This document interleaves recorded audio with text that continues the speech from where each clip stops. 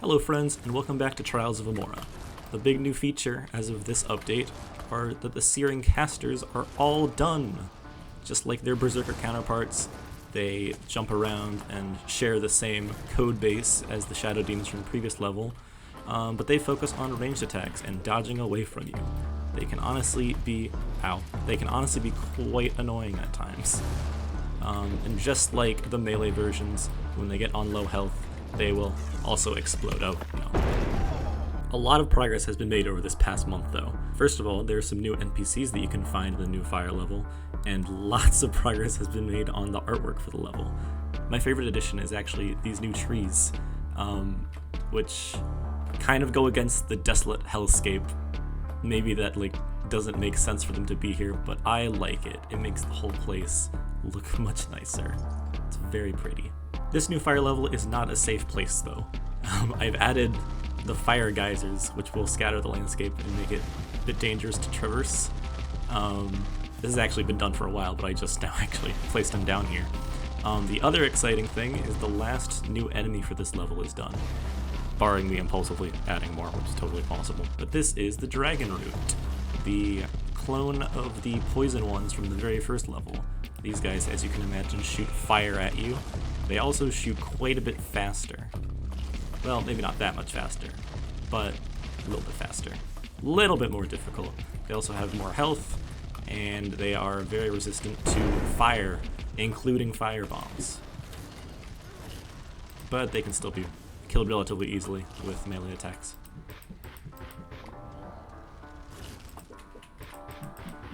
When you kill these guys, they also have a chance of dropping dragon seeds, which is a fun new item, which I might have talked about earlier. Oh, they're there.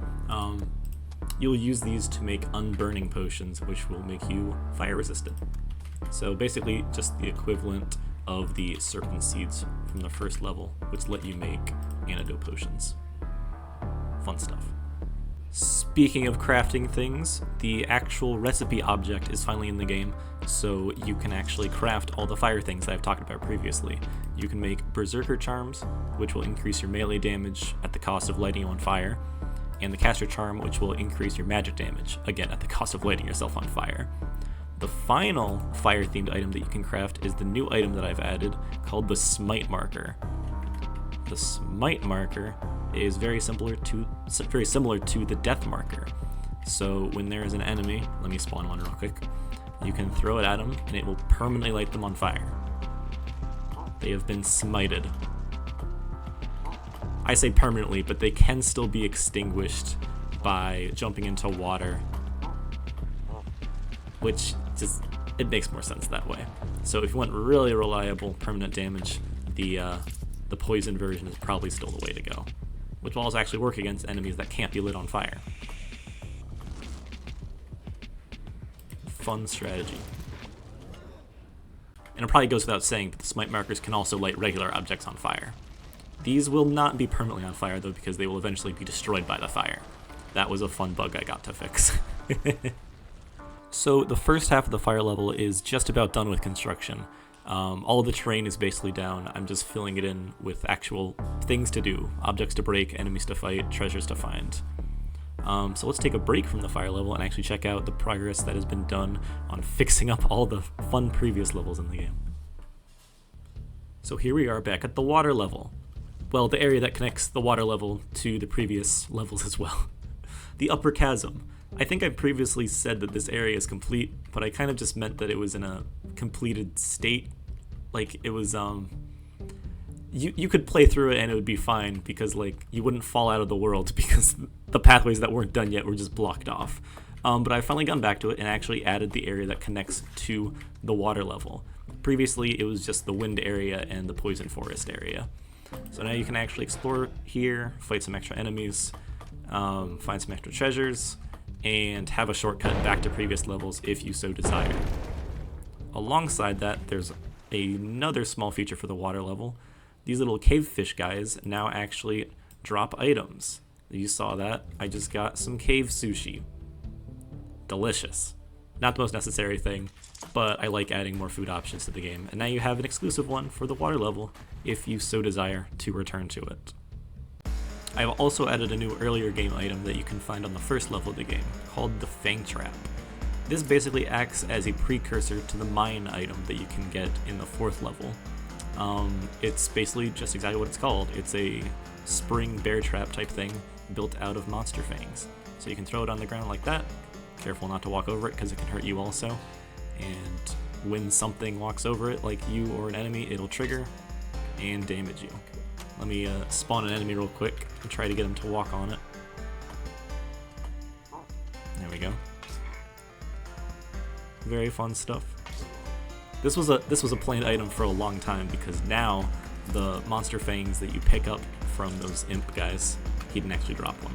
Let me see if I can get one to drop.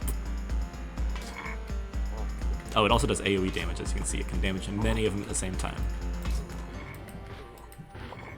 There we go. We got a thorn. Not a thorn. We got a fang. So now these imp fangs that you get from imps finally have an actual use other than just selling them. You can craft them into imp fangs. I'm sorry, you can craft the fangs into fang traps. Alternatively, you can also just go to the shop here and buy them for 3 gold. Oh, you'll also need wood scraps. Wood scraps have a use now also. So you'll be rewarded for breaking all those wooden crates all over the place. You might have also noticed in this footage of the gameplay, there's been a slight tweak to how aiming works in the game. Now when you aim, the cursor will actually dynamically change to give you a little radial visual instead of just have your cursor everywhere. Which is a small thing, but I really think it adds a lot to the game. Feels nice.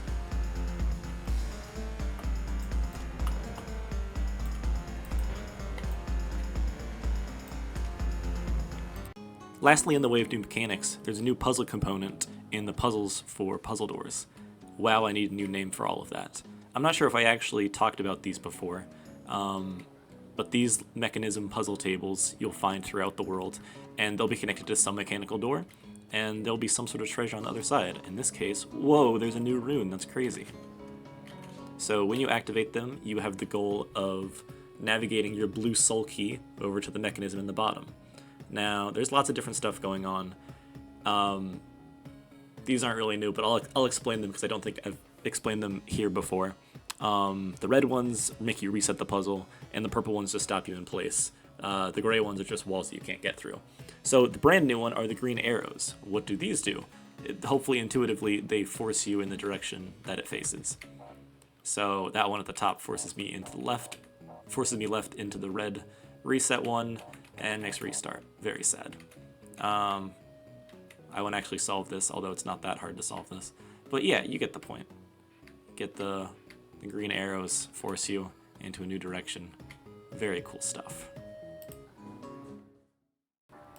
So the last thing that I've been working on this past month isn't really a new feature, it's just kind of trying to fix past problems I've been procrastinating. So as you might know, the game is currently partially supported with controller. Personally, I much prefer playing with mouse and keyboard. It's much easier to aim with the mouse, but you know, you gotta accommodate people. You gotta map things to the controller. And for the longest time, I've had a lot of difficulty mapping the controller to menus because they're all built with just a cursor in mind because I just sporadically put buttons everywhere. And some of the menus do have support because I manually wrote disgusting code to manually map like each button to the next one to navigate to, right? Very tedious, horrible process, and never got done with all of it. Many of the menus don't have support, like the map menu will lock you in. If you're using a controller, you won't be able to exit out of it. Also, let me run over to it, the menu that you use to spend your souls and upgrade your character, that one doesn't have controller support. Neither does the teleportation menu, so you can't teleport anywhere if you're playing with a controller. You can fight and use your items and do all of like the core gameplay stuff, but the menu navigation still isn't implemented. I bring all that up because this past week I've been working on a new system, kind of boring code stuff, but there's now a generic setup so I can much more easily plug in the layout of these different menus into it, and it'll just like automatically dynamically set up a grid that will navigate your controller cursor between the different buttons, and it'll all work like clockwork, hopefully. It's not actually done yet, so I'll definitely update you guys on that next time. But I was just excited about it because it was like, oh man, finally I can deal with this thing that I don't want to do, but I have to do because other people, particularly some of my playtesters, they need to play with a controller. The mouse and keyboard just like doesn't work, which, you know, very fair. Gotta support the players. That's everything I have to show for this past month of progress, though. Thank you so much for watching this far. If you did, please consider liking and subscribing and all that disgusting YouTube stuff. More so, if you're interested in the project, feel free to check it out on Steam or itch.io, linked below. Please feel free to wishlist if you so desire. And yeah, I will keep on keeping on this giant project. And yeah, hope you all are having a great summer. Talk to you later.